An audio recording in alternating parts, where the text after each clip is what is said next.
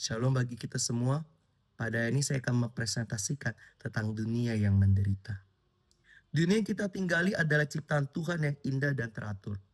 Di dalamnya terdapat keteraturan kehidupan yang menunjukkan kebesaran dari hikmat Allah sebagai pencipta.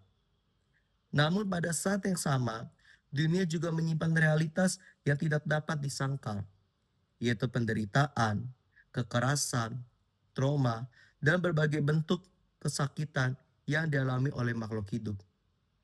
Penderitaan ini muncul akibat dari hubungan antar manusia yang rusak, seperti penindasan, peperangan, dan ketidakadilan. Dan penderitaan juga sering terjadi karena bencana alam yang terjadi di luar kendali manusia. Kondisi ini seringkali menimbulkan pertanyaan iman. Jika Tuhan itu baik dan maha kuasa, mengapa penderitaan tetap ada? Pertanyaan inilah yang menjadi dasar perenungan teologi penderitaan dan harapan. Dalam teologi klasik, penderitaan sering dipahami sebagai akibat langsung dari dosa manusia, khususnya dosa Adam dan Hawa yang menyebabkan kejatuhan manusia ke dalam dosa.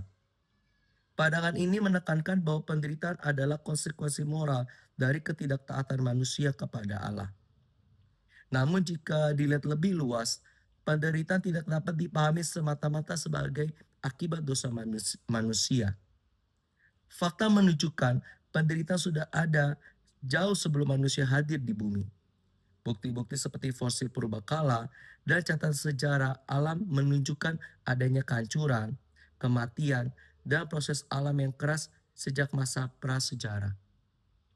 Hal ini menolong kita untuk melihat bahwa penderitaan juga merupakan bagian dari dinamika dunia ciptaan yang terus bergerak dan berbuah. Dengan demikian, penderitaan bukan hanya persoalan moral, tetapi juga realitas kosmis yang menyertai kehidupan di dunia. Diskursus tentang kemuliaan Tuhan. Seringkali kemuliaan Allah dipahami hanya sebagai sesuatu yang indah, agung, dan penuh kemenangan. Namun iman Kristen memperkenalkan pemahaman yang lebih dalam. Kemuliaan Allah juga dinyatakan melalui penderitaan, luka, dan salib Kristus. Yesus Kristus sebagai teladan utama iman, ia mengalami penolakan, kesakitan, dan akhirnya kematian Yesus di kayu salib.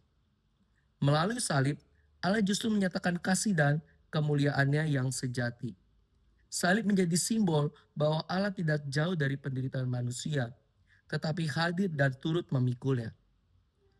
Oleh karena itu, jika Kristus sendiri mengalami penderitaan, maka penderitaan manusia bukanlah tanda ketiadaan Allah.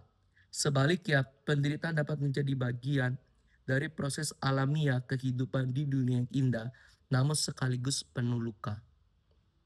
Kesimpulan, dalam kehidupan di dunia ini, manusia tidak hanya menikmati keindahan, tetapi juga harus menghadapi penderitaan. Keduanya berjalan berdampingan sebagai realitas hidup yang tidak dapat terpisahkan. Yang terpenting bukanlah menghindari penderitaan sepenuhnya, melainkan bagaimana manusia menyikapi penderitaan tersebut. Teologi penderitaan dan harapan mengajarkan bahwa di tengah penderitaan, iman kepada Tuhan harus tetap dipelihara.